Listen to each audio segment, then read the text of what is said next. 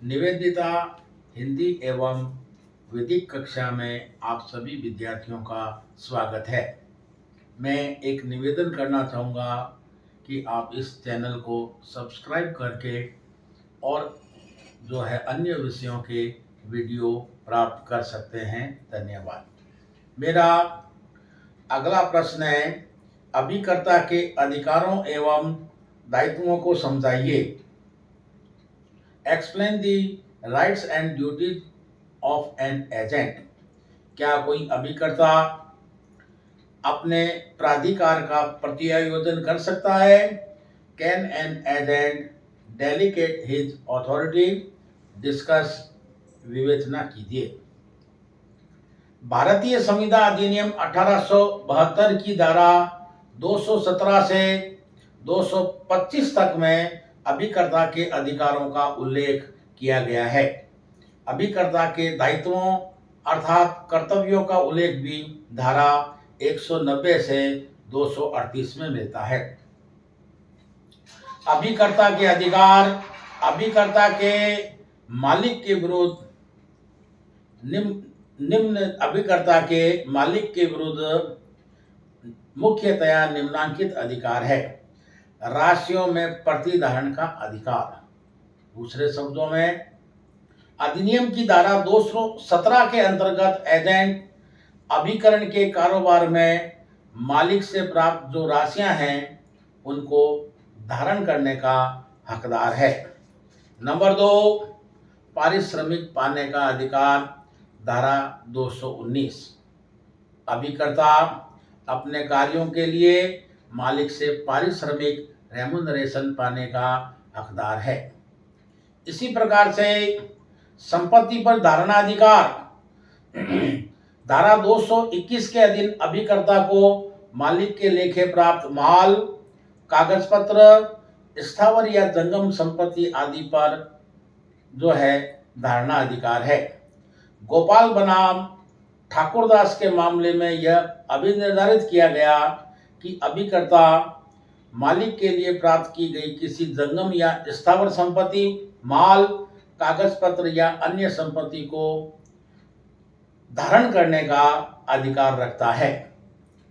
Number 4, क्षतिपूर्ति का अधिकार। धारा 222 के अंतर्गत अभिकर्ता अपने मालिक से उन सब विधिपूर्ण कार्यों के परिणामों के लिए क्षतिपूर्ति का अधिकार है जो उसे प्रदत्त अधिकार के प्रयोग में किए गए हैं। विधिपूर्ण अधिकार से तात्पर्य भगवान दास बनाम देवचंद के मामले में यह अभिनिर्धारित किया गया कि अभिकर्ता उन सभी कार्यों के परिणामों के लिए क्षतिपूर्ति पाने का हकदार होता है जो विधिपूर्ण है। नंबर 5, सद्भाव पूर्वक किए गए कार्यों के परिणामों के लिए क्षतिपूर्ति पाने का अधिकार। जैसा मालिक कह रहा है वैसा एजेंट कर रहा है, लेकिन कार्यों के परिणाम ही गलत हो रहे हैं तो एजेंट मालिक से क्षतिपूर्ति प्राप्त करने का हकदार रखता है।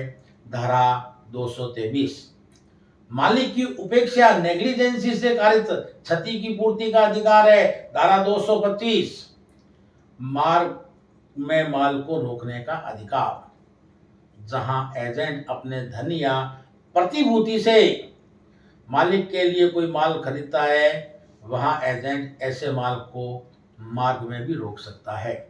इस प्रकार आपने देखा अभिकर्ता के अधिकार में नंबर 1, राशियों को धारण करने का अधिकार। धारा 217। नंबर 2, पारिश्रमिक पाने का अधिकार। धारा 219। नंबर 3, संपत्ति पर धारणा अधिकार। धारा 221। नंबर 4, क्षतिपूर्ति का अधिकार। धारा 222। नंबर 5, सद्भाव पूर्वक किए गए कार्यों के परिणामों के लिए क्षतिपूर्ति पाने का अधिकार। धारा 223, मालिक की उपेक्षा से कारित क्षति की पूर्ति का अधिकार। धारा 225। और नंबर 7, माल को मार्ग में रोकने का अधिकार। जहां एजेंट अपने धन या प्रतिभूति से मालिक के लिए कोई माल खरीदता है वहां अभिकर्ता ऐसे माल को मार्ग में रोक सकता है। हमने पढ़ा अभिकर्ता के अधिकार। अब हम देखेंगे अभिकर्ता के कर्तव्य। धारा 190 से 238 तक अभिकर्ता के कर्तव्यों के बारे में बतलाया गया है, जो निम्नलिखित है। नंबर 1, मालिक के निर्देशानुसार कार्य करना, धारा 211। नंबर 2, कौशल और तत्परता से कार्य करना, यह अभिकर्ता का कर्तव्य है, धारा 212। लेखा देना, धारा 213। मालिक से संपर्क रखना, धारा 214। निजी लाभ नहीं उठाना, धारा 215।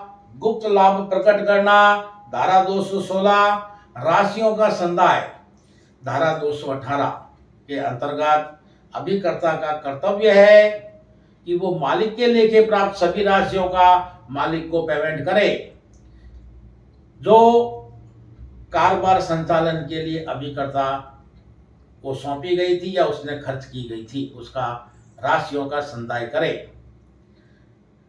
नंबर 7, मालिक की मृत्यु या उन्मत्तता, पागल हो गया है मान लीजिए, पर कर्तव्य कि वह मृतक के मालिक के रिप्रेजेंटेटिव की ओर से प्रतिनिधियों के लिए जो है युक्तियुक्त कदम उठाए, यह अभिकर्ता का कर्तव्य है। और सब एजेंट की नियुक्ति का दायित्व, जब अभिकर्ता द्वारा अपराधिकृत रूप से सब एजेंट की नियुक्ति की जाती है, तब सब एजेंट के कार्यों के लिए अभिकर्ता स्वयं मालिक और पर व्यक्ति के लिए उत्तरदायी होगा। इस प्रकार आपने देखा धारा 190 से 238 तक कॉन्ट्रैक्ट एक्ट संविदा अधिनियम की धारा 190 से 238 तक अभिकर्ता के कर्तव्यों का वर्णन किया गया है।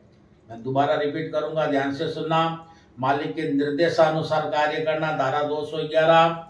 कौशल एवं तत्परता से कार्य करना, धारा 212। लेखा देना, धारा 213। मालिक से संपर्क रखना, धारा 214। निजी लाभ नहीं उठाना, धारा 215। गुप्त लाभ प्रकट करना, धारा 216। राशियों का संदाय करना, धारा 218। मालिक की मृत्यु या उन्मत्तता पर एजेंट का कर्तव्य है कि मालिक के मृतक मालिक के रिप्रेजेंटेटिव है उनके लिए युक्तियुक्त कार्य करे, यह एजेंट का कर्तव्य है। और यदि नंबर 9 लास्ट धारा 193 कि अगर एजेंट जो है सब एजेंट नियुक्त कर रहा है, तो अगर सब एजेंट ने कोई गलत कर दिया तो मालिक और पर व्यक्ति दोनों के प्रति जो है एजेंट जो है जिम्मेवार होगा। अब प्रश्न यह उत्पन्न होता है कि क्या कोई अभिकर्ता अपने प्राधिकार का प्रत्यायोजन कर सकता है? Can an agent delegates his authority? तो ध्यान से समझना, जब अभिकर्ता द्वारा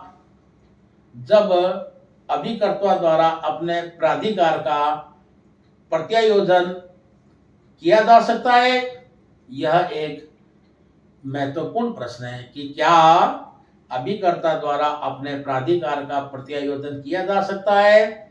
इस अधिनियम की धारा 190 में यह स्पष्ट किया गया है कि अभिकर्ता अपने प्राधिकार का डेलीगेशन प्रत्यायोजन नहीं कर सकता, क्योंकि अभिकर्ता द्वारा जिस कार्य को करने का वचन दिया जाता है उस कार्य को उसे स्वयं ही करना होता है। वह ऐसे कार्य के लिए सब एजेंट अन्य व्यक्ति को नियोजित नहीं कर सकता, क्योंकि यह एक प्रसिद्ध सूत्र है, प्रत्यायोजित अधिकारों का पुनः प्रत्यायोजन नहीं किया जा सकता। डेलीगेटर्स नॉन पोस्टेड डेलीगेट यानी प्रत्यायोजित अधिकारों का पुनः प्रत्यायोजन नहीं किया जा सकता।